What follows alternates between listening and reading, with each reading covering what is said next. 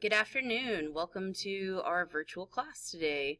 We're going to start with January 21st bell work. Question number 1, identify which part of the Earth's surface receives the most direct rays from the sun and then the least. Question number 2, identify the property of air that causes it to rise and helps to create convection currents. I'm going to give you about 2 minutes to work, then we'll come back and review. Anyone else need a temporary? When the heat will sail through the air, Yes. said it's radiation using infrared. The sun provides the truth, the rays come down on you. Fireplace all inside, you feel the waves of fire. No matter how the heat, different temperatures meet.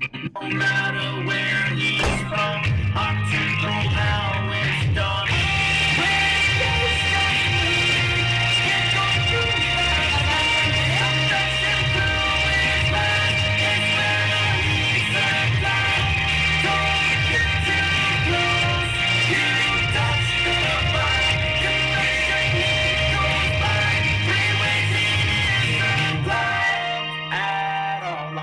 Sand that's warm when the light is out, all your toes get burned, so the heat in place will be passed away to the molecules of the nearby space.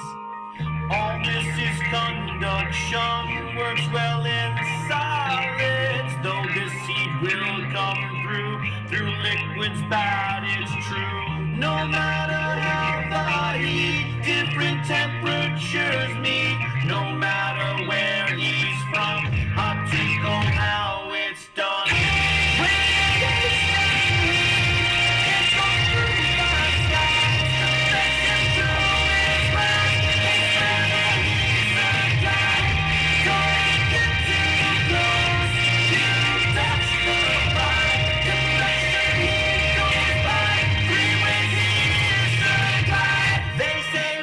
All right, time's up.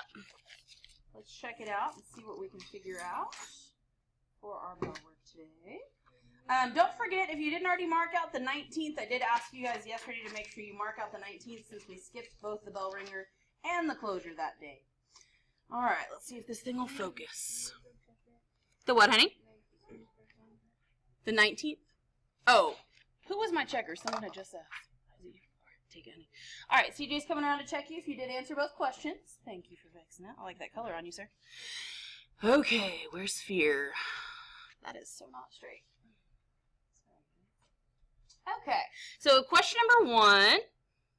Oh, I need to plug myself back in. Dang, this is going to be weird.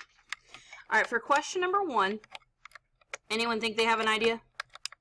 Anybody? Okay, good, because I'm hoping this is kind of review from, when was this, like 7th grade? Oh, it's still going. All right, so identify which part of the Earth's surface receives the most direct rays from the sun and the least. Karen, what do you think you know about this? All right, so say that again? Okay, well, we're talking about like the surface, the crust specifically. Which part of the crust would you expect to have the most direct and then the least direct? So, Tyrone, you think you've got a good idea? What are you thinking? The equator receives the most and the polar areas receive the least. All right, so he says the equator receives the most and the poles receive the least. What do we think of that, guys? That sounds pretty good. So, you know I'm visual. I always like to draw a picture. You can do that, or you can just explain. It doesn't matter to me. But yes, we need to make sure that we have the equator is going to get the most direct rays.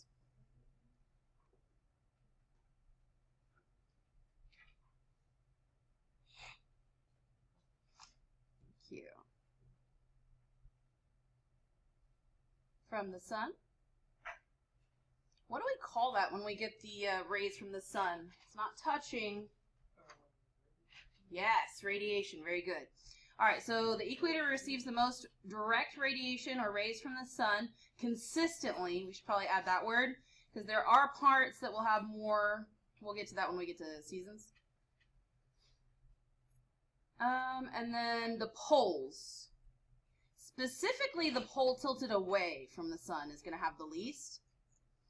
The pole tilted away from the sun is the least. Any questions on that? How many people felt like that was review? Okay. All right. If that's not review, this is something you're kind of expected to know. So just remember, we've always heard like the equator, the belt of the earth is really hot, and that's why it's receiving the most direct rays, and that's why it's the hottest. The poles generally are cooler because they receive less direct. Number 2, identify the property of air that causes it to rise and helps create convection currents. Let's see. Who's looking sleepy? Juliana, what do you think?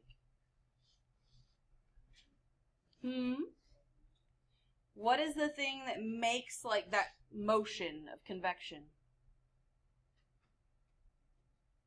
Air pressure? Not technically wrong, but there's something else that I was looking for that creates that air pressure thing. CJ, what do you think? Okay, he said density, heat rises, cool sinks. Do we agree? So it rises when it gets hot because it becomes what? Less dense, and then it starts to fall and sink when it becomes what? More dense. So the temperature changes the density, and that's what's causing that motion. Very good. Yes, sir? Evaporation. Evaporation? What do you mean?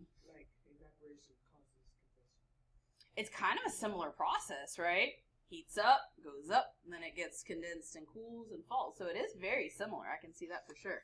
All right, so for this one, I want us to focus on the density thing because that is really what we're supposed to get from this one. So the property of air that causes it to rise, well, the density changes as molecules and atoms heat up. They start to move.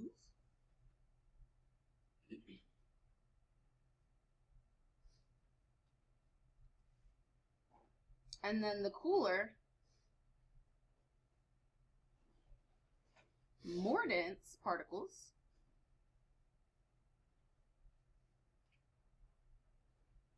force the less dense air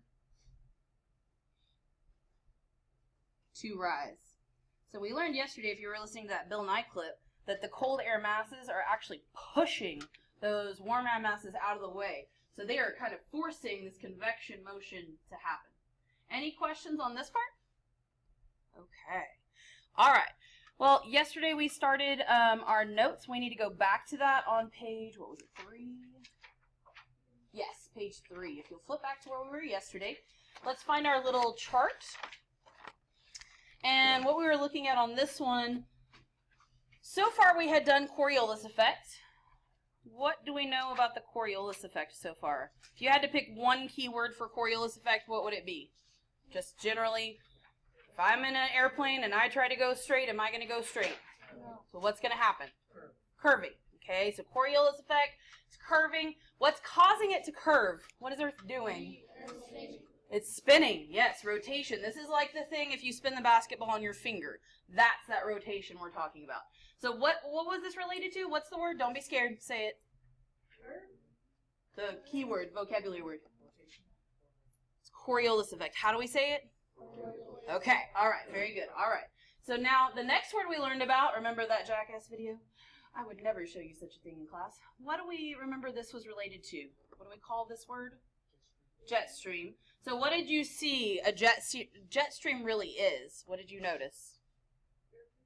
Air pressure. Is it high or low? High. It's just a really fast speed wind. So remember on jet stream, it's just a really, really fast stream of air. It's going faster than the air surrounding it. All right, did we get to global winds yesterday? Yes. Okay, that's where I thought we finished. So global winds are clue 1. Remember we saw these arrows kind of pointing all different directions. And these arrows, we noticed that like the top ones were called westerlies. And then the second ones here were called like the northeast trade winds. But they're pointing in the opposite direction. So what did that tell us? Winds are named from where they come from. Okay, so good. Remember that. And it's caused by convection and rotation, just like we just talked about. That cool and more dense air is pushing up that less dense air, and that's causing wind. We saw this yesterday. Last thing here for global winds definition, winds blow in different directions in different areas on Earth. That's pretty much our recap of our notes from yesterday. So we left off on local winds, correct? Yes. All right, let's pick up from there.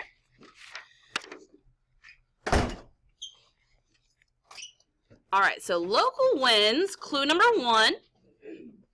Thank you. All right, local winds, clue 1. This picture is pretty easy to see. Mostly what we should be noticing on the picture is this should look pretty familiar, right? It is convection, yes. And we just said that convection caused, what was our last word? Global what? Winds. So convection causes winds. So local winds are going to be dependent on that convection thing. So here is what we see. I'm noticing, what is this brown stuff on this side over here? Dirt. Okay, so I would label on your picture that this is called land.